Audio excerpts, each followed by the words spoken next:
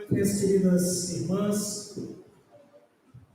Nos cumprimento com a graça e a paz do nosso Senhor e Salvador Jesus. Amém? Cumprimento também aqueles que porventura estejam nos acompanhando na nossa transmissão. Vamos dar continuidade, seremos mais breves um pouco nessa noite, tendo em vista que ainda haverá eleição para a nova diretoria da SAF para o ano de 2023. Então, estamos no capítulo 6 do livro 12 Mulheres Extraordinariamente Comuns. A partir de agora, o autor vai tratar sobre mulheres na história da redenção, mas que agora estão incluídas no contexto do Novo Testamento. E ele vai começar esse capítulo 6 falando sobre Maria, ninguém menos que Maria, talvez a personagem mais polêmica da história do cristianismo. E eu quero convidar as amadas irmãs a abrirem suas Bíblias no Evangelho conforme Lucas escreveu, no primeiro capítulo de Lucas,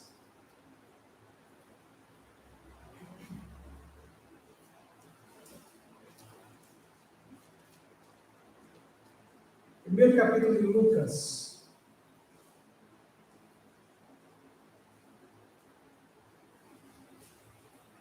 Nós vamos ler do verso 46 ao 56. Lucas 1, 46 ao 56.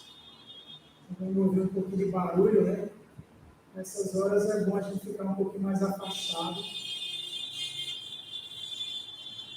E nem é por causa das eleições, é só por causa de futebol.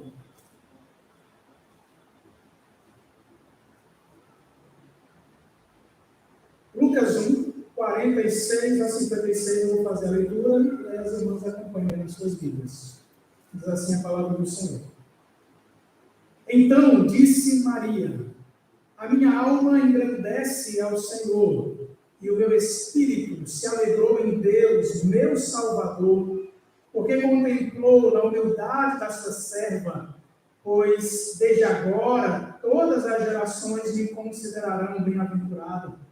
Porque o poderoso me fez grandes coisas, santo é o seu nome. A sua misericórdia vai de geração em geração sobre os que o temem. Agiu com o seu braço valorosamente, dispersou os que no coração alimentavam pensamentos soberbos. Derribou do seu trono os poderosos e exaltou os humildes. Encheu de bens os famintos e despediu vazios os ricos.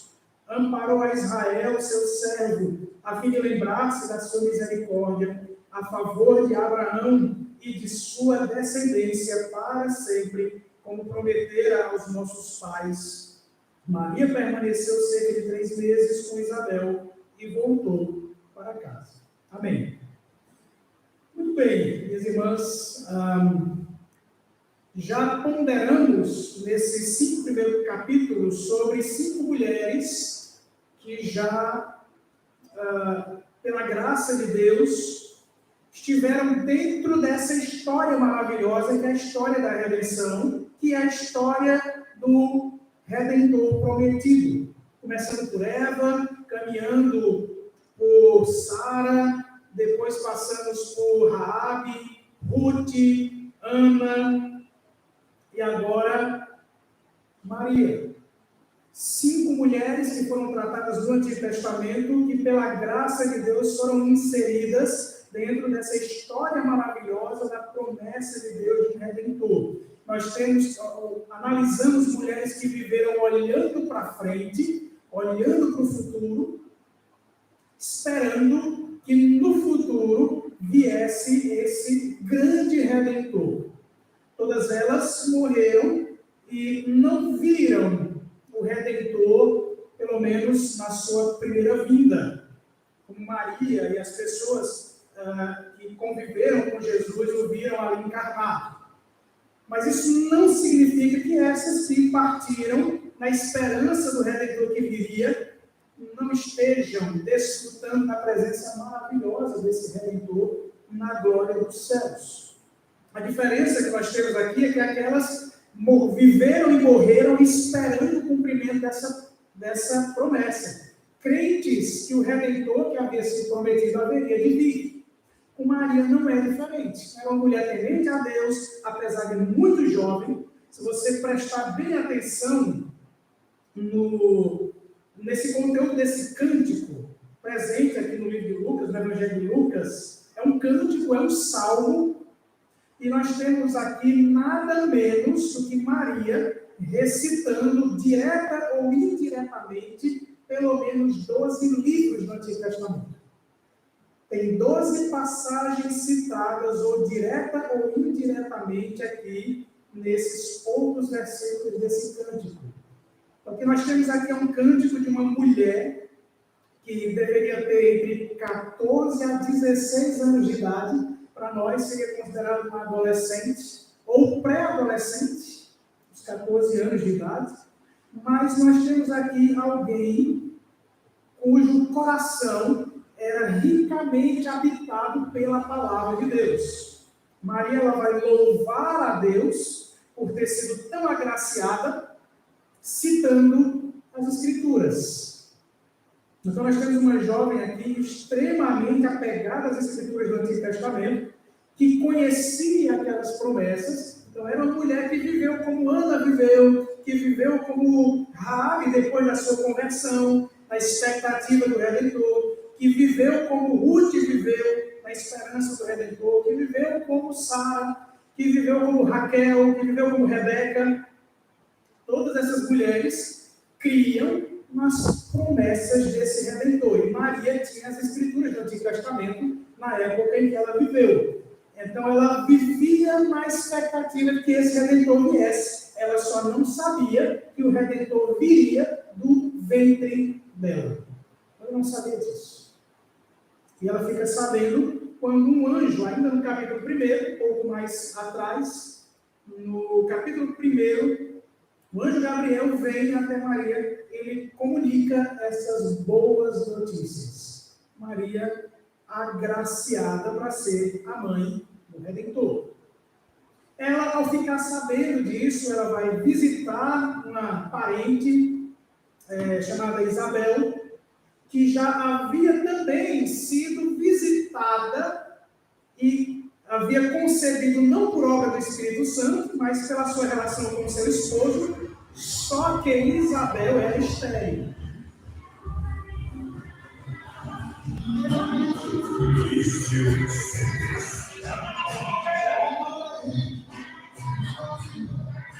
Eu avisei.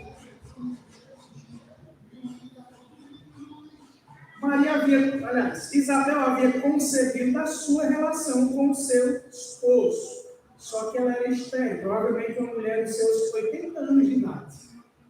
Grávida de 6 meses, Maria vai visitá-la. Não tem nenhum indício no relato de Lucas que Isabel sabia que Maria estava grávida.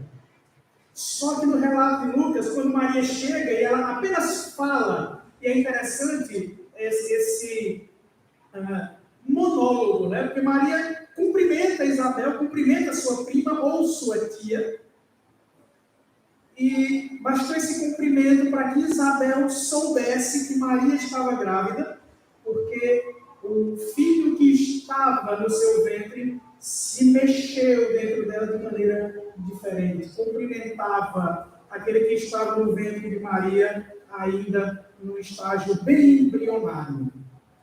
Maria, então, depois de ouvir as palavras de Isabel, ou o cântico de Isabel, essas palavras aqui no verso 42, e exclamou em alta voz: bendita, nós temos um cântico aqui que é chamado de Benedictus. Bendita és tu entre as mulheres, e bendito o fruto do teu ventre. E de onde me provém que me venha visitar a mãe do meu Senhor? Isabel está fazendo isso cantando. Pois logo que me chegou aos ouvidos a voz da tua saudação, a criança estremeceu de alegria dentro de mim. Bem-aventurada a que creu, porque serão cumpridas as palavras que lhe foram ditas da parte do Senhor. Então temos aqui Isabel, crente nas palavras antigas, nas profecias antigas. Quando ela ouve a voz de Maria, ela sabe, no ventre dela está o cumprimento daquilo que havia sido dito pelo Senhor. Então é quando Maria escuta essa saudação de Isabel, quando ela sofre o espanto, porque não havia nenhuma comunicação, não tinha WhatsApp, não tinha internet, não tinha e-mail, não tinha SMS, não tinha celular, não tinha rede, não havia nenhum tipo de conexão. Isabel sabia que Maria estava grávida, e não apenas sabia, mas ela sabia que quem estava lá no ventre de Maria era o cumprimento dessas palavras que o Senhor já havia dito anteriormente. Ela está mencionando o Antigo Testamento, as promessas do Antigo Testamento. Quando Maria ouve isso, então, ela responde com um cântico. E esse cântico é conhecido como Magnificat. A primeira palavra da tradução da Bíblia na língua latina, que começa com Magnificat, que é engrandece. É como se a Bíblia latina traduzisse assim: engrandece minha alma ao Senhor. E por isso o nome desse canto de Maria foi conhecido na história do cristianismo como Magnificat, engrandecer. Muito bem. Só que Maria, é interessante essa personagem da história bíblica, que por mais humilde que ela seja, um grande segmento do cristianismo a interpretou muito erroneamente. Então, na história antiga do cristianismo, havia um certo diálogo e desenvolvimento teológico a respeito de quem era Jesus, e vejam a lógica, né, e os questionamentos. Por exemplo, quem estava no ventre dela? Era o Deus homem. Era Jesus, mas Jesus era Deus. Se Jesus era Deus, aquela mulher deu à luz a quem? A um homem ou a um homem Deus? Maria é a mãe de Deus ou é a mãe de Cristo? Percebe como essas disputas eram complicadas na antiguidade da igreja? Então, se quem estava ali não dava para dividir a humanidade, a divindade de Jesus, então ela deu à luz a um ente santo, a um ente divino. Então, para ela dar à luz a um ente divino, era necessário também que ela fosse santa. E aí vai surgir o dogma da santidade perpétua de Maria. Ela nunca pecou. Só que aí começaram os questionamentos. Muito bem, para que Maria fosse santa e nunca pecasse, a mãe dela tinha que ser santa, a mãe da mãe dela tinha que ser santa, e a mãe da mãe da mãe tinha que ser santa. Então tinha que pegar toda a genealogia de Maria e assumir que toda a sua ascendência era composto de mulheres que nunca pecaram. É um dogma que não deveria ter se sustentado, mas grande parte do segmento cristão, católico romano, defende o dogma da santidade perpétua de Maria. Como também, olha, se esse ente que foi gerado no ventre dela era um ente santo, e ela foi gerada, ou concebida de maneira virginal, era uma mulher virgem, estava noiva de José, mas ainda não havia contraído as núpcias. Estava na fase de noivado, período em que José deveria juntar dinheiro para pagar o dote de Maria, que nada mais era do que o dinheiro para bancar a festa dos 7 dias de noivado. Pagava ao pai e o pai pagava parte desse valor, a festa de 7 dias desse noivado. Eles estavam nesse período. Então ela era uma virgem com a idade de 14 a 16 anos. Uma menina, muito jovem. E essa menina foi concebida pelo poder do Espírito Santo em virgindade. Então, muitos teólogos da igreja antiga, para tornar Maria ainda mais santa, eles diziam, olha, a carne é má, é matéria, a matéria é má. Logo, aqueles que não se entregam em relações de sexualidade, eles são mais santos do que aqueles que se casam. É aí que vai surgir o dogma do celibato dos padres. Essa visão. Então, para que Maria fosse ainda mais santa, elaboraram um dogma de que Maria nunca teve uma relação sexual com seu esposo José. Mas e a menção que os evangelhos fazem, como por exemplo Marcos 6, versículo 3, a respeito de pelo menos mais 4 irmãos que Jesus tinha? E aí o catolicismo romano responde o seguinte: não, José, ele era um viúvo, ele tinha tido um casamento anterior, e desse casamento anterior ele teve esses outros filhos. A pergunta é, onde é que isso está nas Escrituras? Cadê? Não tem. Bem, um outro dogma é que Maria, ela foi assunta aos céus. Ela adormeceu, depois ela ressuscitou, depois ela subiu ao céu. Um terceiro movimento. Primeiro, encerraram seus dias aqui na terra, ela morreu, depois ela ressuscitou, depois ela subiu ao céu. Onde é que está isso na Escritura? Em lugar nenhum. É uma personagem extremamente controversa, e a igreja, os teólogos romanos, para que eles fugissem dessa acusação de que idolatravam Maria, eles criaram 3 conceitos: latria, dulia e hiperdulia. Latria é a ideia de culto. E aí os católicos vão dizer, os teólogos pelo menos, culto nós só prestamos a Deus. Então não tem idolatria, porque nós não cultuamos outro que não seja o Senhor. Dulia é serviço ou veneração. Aí sim, nós prestamos a Maria e aos santos. Agora, tem uma veneração, uma vez que Maria é a mãe do Salvador, que nós devemos prestar exclusivamente a ela. A teologia católica chamou esse conceito de hiperdulia. Tá? Católico popular não entende nada disso, nunca ouviu falar disso. Não há um discipulado católico que explique esses conceitos, e na verdade dentro desses conceitos também estão nas Escrituras Sagradas.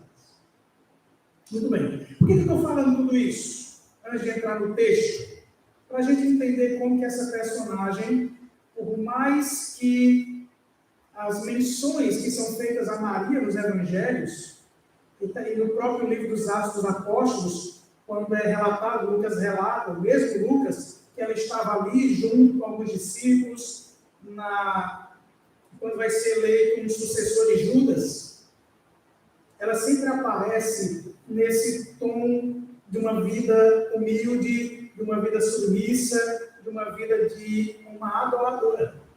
E nada mais que isso. Agora, são as palavras dela que Lucas registra. E, como Lucas vai dizer no início do seu evangelho, se você prestar bem atenção, ele vai dizer assim, no verso 2 e 3, ele diz: conforme nos transmitiram os que desde o princípio foram deles testemunhas oculares e ministros da palavra, igualmente a mim me pareceu bem, depois de acurada investigação de tudo desde sua origem, dar-te por escrito, excelentíssimo Teófilo, uma exposição em ordem desses acontecimentos. Então, provavelmente uma das pessoas a quem Lucas entrevistou foi a própria Maria. Então, ela que está dando essas informações, esses relatos, que só ela podia saber. As palavras exatas que o anjo Gabriel falou para ela. O próprio cântico que Lucas vai registrar. Lucas não ouviu Maria cantando essas palavras. Provavelmente ele ouviu Maria dizendo o que ela cantou quando ela foi visitar Isabel. O que nós temos aqui é o registro das palavras da própria Maria. E ninguém melhor do que ela para dizer: eu não sou alguém digno de ser adorado. Eu aponto para outra pessoa. Assim como as mulheres que vieram antes de mim, dentro dessa linhagem do Redentor, dentro desse caminho de redenção, elas também existiram para apontar para esse Redentor que viria. Eu existo para apontar para esse Redentor que agora vive. E aí nós vamos falar de 2 pontinhos, 2 argumentinhos. Eu tinha mais, mas eu vou dar uma reduzida. Primeiro é o conteúdo desse cântico, o conteúdo da adoração de Maria. Preste atenção nessas palavras. Então disse Maria: a minha alma engrandece ao Senhor, e o meu espírito se alegrou em Deus, meu Salvador, porque contemplou na humildade da tua serva, pois desde agora todas as gerações me considerarão bem-aventurada. Quem era essa mulher? Era uma mulher pobre. Iria casar com um carpinteiro pobre. Apesar de que o relato é que José é um descendente de Davi, mas Maria também era, através de outros descendentes, mas da mesma linhagem, ela também era uma descendente da realeza de Davi. Mas era uma mulher humilde. Era uma garota, de 14 a 16 anos. E essa mulher, sim, de fato, foi agraciada, como todas as outras foram, ela com um elemento especial. Ela foi agraciada agora para não mais esperar que o Redentor venha, mas para que o Redentor seja gerado no seu próprio ventre, para que ela dê a luz ao seu Salvador. Então, ninguém melhor do que Maria para ter a experiência de reconhecer o Salvador desde o ventre. Como ela reconhecia. Percebam, o Salvador estava no seu ventre. Ela não tinha contemplado os seus olhos, ela não tinha olhado para Jesus na cruz do Calvário ainda, haveria de acontecer 30 e poucos anos depois, mas ela ainda não tinha olhado para o seu rosto, e ela já sabia, aquele ente que estava ali, é obra do Espírito Santo de Deus, e ali ela está gerando não o Salvador da humanidade apenas, mas o seu próprio Salvador. Ela sabia disso. Agora, não só isso, como a gente mencionou no começo, esses versículos são cheios do Antigo Testamento. Ela está fazendo uma espécie de citações de várias passagens da Escritura. A principal dessas passagens é o Cântico de Ana. As irmãs devem lembrar, quando a gente estudou a história de Ana, quando essa mulher ali, em pleno tempo, chorando, sendo mal interpretada pelo sacerdote Eli, quando o sacerdote reconhece que aquela mulher que está ali não é uma bêbada, ela não está embriagada, ela realmente está angustiada porque ela não gera filhos. E quando ele percebe que ela de fato estava ali angustiada, mesmo sem saber porquê, ele a abençoa e diz: o Senhor conceda aquilo que você pede. E ela sai dali e ela pronuncia um cântico belíssimo. E palavras daquele cântico de Ana estão repetidas aqui no cântico de Maria. Então percebam a conexão. Ana está grata a Deus porque ela vai conceber um filho e esse filho é consagrado a Deus. Quem foi o filho de Ana? Samuel. Samuel atuou no Antigo Testamento como uma espécie de João Batista. Ele preparou a transição para a chegada do grande rei Davi.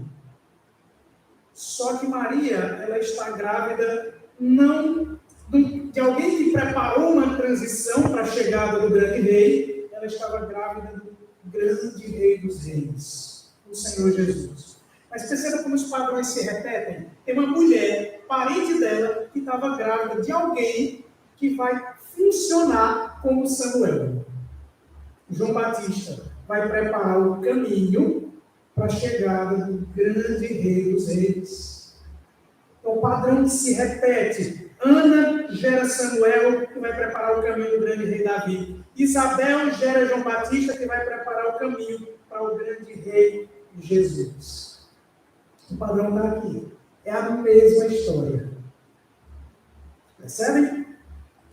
Então, quando Maria ela analisa o que aconteceu no passado, ela olha para a história de Ana, ela olha para os profetas, ela olha para os livros históricos, a promessa de Deus a Davi, de dar a Davi um descendente, um sucessor, que vai ser um rei, que não vai ter nenhum trono acima do trono dele. Quando ela lembra de todas essas passagens, ela é uma profunda conhecedora das Escrituras do Antigo Testamento, ela sabe as conexões exatas. Tudo isso caminha para o ente que está ali no ventre dela.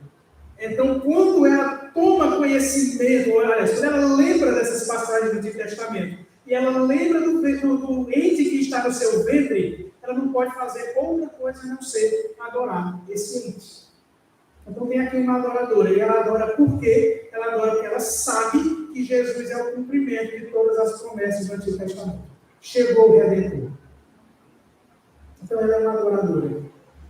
Ela pode, mesmo não contemplando a face desse Redentor, ter a sua alma extremamente em uma condição de alegria, engrandecendo ao Senhor em toda alegria, reconhecendo que Deus proveu, então, esse Salvador. E o canto continua. Porque contemplou na humildade da tua serva, da sua serva, pois desde agora todas as gerações me considerarão bem-aventurado. E aqui longe de Maria crescer, longe dela subir no pedestal, quando ela diz que a partir de agora todas as gerações a considerarão bem-aventurada, ela está fazendo menções também do Antigo Testamento. Ela está fazendo menções de que por causa da chegada do Redentor que haveria de vir, ele marcaria a história, não apenas dos que estavam no passado, mas daqueles que estão no presente da sua chegada e aqueles que entrarão nessa história no futuro. Então ela sabe que a história dela está marcada, porque pela graça de Deus, ela agora está inserida nessa história de redenção. Meus irmãos, como é bom nós pensarmos na Escritura como uma história de redenção, porque foi assim que Maria interpretou o que estava acontecendo em volta dela. E a consequência imediata daquele que é inserido nessa história é uma resposta de adoração. Então ela continua, porque o poderoso me fez grandes coisas, santo é o seu nome. Ela não diz santa é o meu nome. Eu agora me tornei santa. Ela reconhece que isso é obra do Todo-Poderoso e que o santo é Ele. A sua misericórdia vai de geração em geração sobre os que o temem. E aqui é uma lembrança das promessas redentivas de Deus com o seu povo de Israel.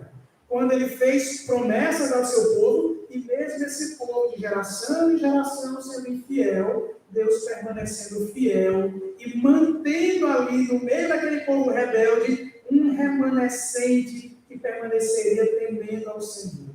Maria pode olhar para essa história e reconhecer que ela é uma dessas preservadas. E nessa história muitos caíram, muitos idolatraram, muitos abandonaram a fé, muitos deixaram de crer na promessa do Redentor. Ela pode reconhecer que pela graça ela foi preservada de geração em geração, mas pela misericórdia do Senhor, e não por ela.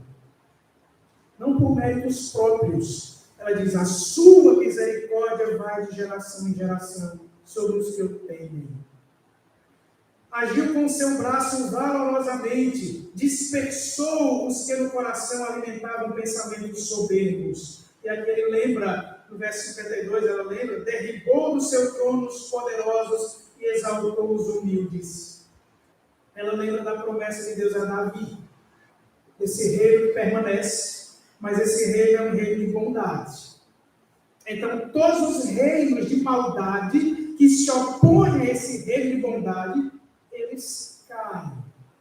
O Messias, ele não é apenas um rei bondoso para com os que o temem, mas é um rei justo contra todos aqueles que são rebeldes ao seu reinado.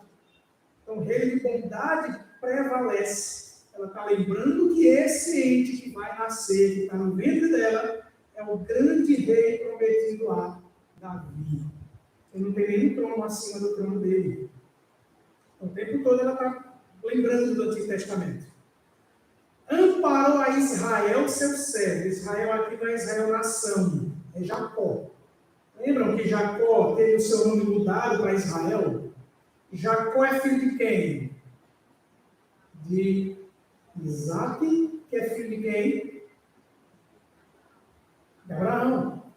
Então ela está lembrando da promessa de Deus a Abraão, a Isaac e Jacó, de que Deus daria uma descendência que permaneceria para sempre. Esse descendente que faz com que a família de Deus cresça e permaneça e prevaleça para sempre, ela está reconhecendo que é Cristo Jesus, o Senhor.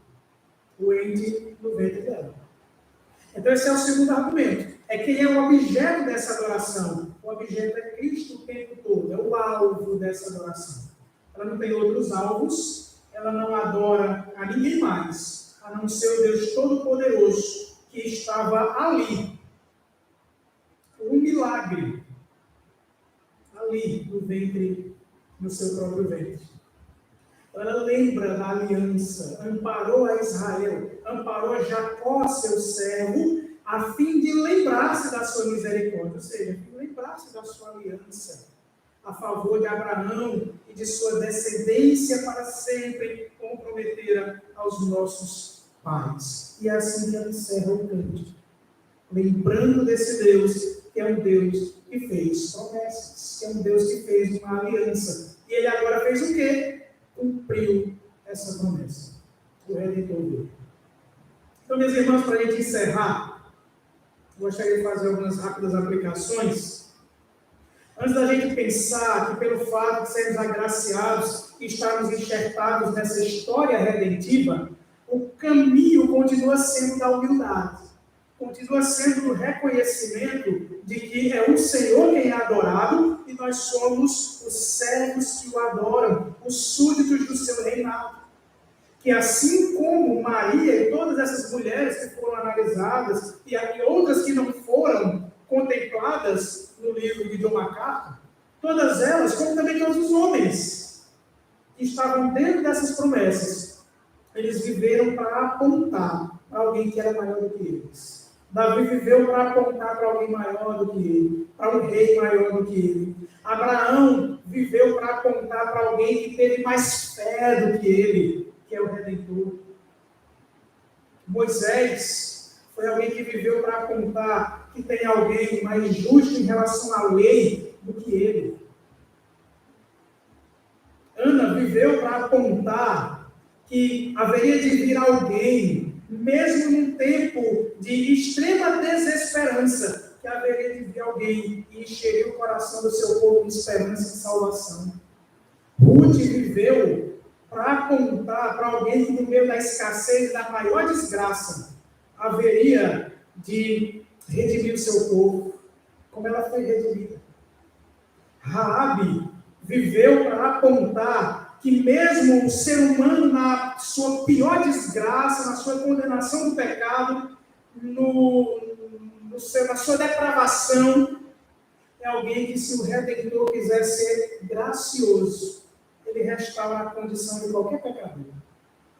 Então, cada um desses personagens viveu para apontar para esse Redentor. Não foi diferente com Maria. O ente no ventre dela é aquele objeto de toda a sua adoração, do seu reconhecimento. É a ele todo louvor, é a ele toda a glória. E que nós vivamos também para apontar para onde Maria apontou. Para o Salvador, para o Rei dos Reis. Com toda a alegria, com todo o reconhecimento dessa misericórdia em nos salvar, em ser gracioso para conosco e nos oferecer de maneira tão extraordinária a salvação que veio do alto, através de Jesus, o próprio Deus que veio em carne buscar e salvar o pecado. Então, que Deus nos abençoe. Tinha muita coisa para falar sobre Maria, outros textos que a gente gostaria também de analisar, mas vamos passar para o momento da prosseguimento da nossa reunião. Talvez a eleição demore um pouquinho, então vamos dar continuidade à programação. Vamos orar então?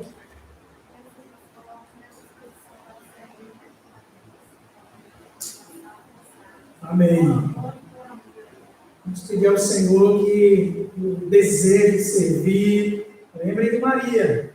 Minha alma engrandece ao Senhor. Meu espírito se alegra, celebra em Deus, meu Salvador. E a resposta que ela deu para Gabriel: eis aqui a tua serva. Faça-se em mim tua vontade. Então, que haja disponibilidade, vontade e, acima de tudo, o sentimento de que é o Senhor quem está à frente da sua igreja, é Ele quem coloca os seus servos em condições em que eles possam servir e possam ser bênção na vida do povo de Deus. Então, quando nós servimos ao povo de Deus, quando nós servimos ao Senhor, nós somos profundamente abençoados. Ele nos amadurece, Ele vai à nossa frente, a gente experimenta algumas coisas que, se a gente não assume essas responsabilidades, nós não iríamos experimentar. Talvez um peso, Mas a gente pode olhar para o Senhor que estende os braços e diz: pode colocar todo o fardo, todo o peso. Se Ele levou nossa multidão de pecados, Ele vai nos dar graça também de darmos conta das nossas responsabilidades. Vamos orar. Pai maravilhoso, nós damos graças ao Senhor por essa história tão bela, que é a história da redenção, que é a história da promessa do Senhor de nos dar um Redentor. Obrigado que essa promessa foi cumprida naquele ente gerado santo no ventre de Maria. Obrigado porque ali estava Deus em carne, o Todo-Poderoso, o prometido, aquele que com todo o poder haveria de vencer o pecado, haveria de vencer o diabo, o mundo, haveria de tomar sobre si as nossas dores e nos salvar do pecado. Obrigado, Senhor. Obrigado porque Maria viveu para apontar para o Redentor. Obrigado porque sua história foi para apontar para aquele que era maior do que ela, para o Cristo que veio. A promessa que se cumpriu. E vivamos para apontar para essa mesma promessa cumprida, Senhor. A promessa de que o Salvador já veio para salvar todos quantos se arrependem de seus pecados. Que assim seja a vida dessa igreja. Por isso eu te peço, meu Deus, sobre a vida dessas mulheres que aqui estão, que são aptas para serem votadas, para assumir esses compromissos. Que o Senhor as use poderosamente, não apenas na vida dessa igreja, Senhor, mas do teu reino. O Senhor nos ajude a enxergarmos mais além, a enxergarmos que aquilo que nós fazemos aqui, te servindo, dependendo da tua graça, mas aquilo que nós fazemos aqui repercute, Senhor, em toda a tua obra. A obra é tua. Então ela nunca é simples demais ou pequena demais, mas a graça do Senhor é abundante para que ela seja realizada. Então que confiemos em Ti, como Maria confiou, com a expectativa de que o Senhor é que preenche todas as coisas. E assim que nós oramos com gratidão e pedimos que o Senhor conduza essa eleição, em nome de Jesus. Amém.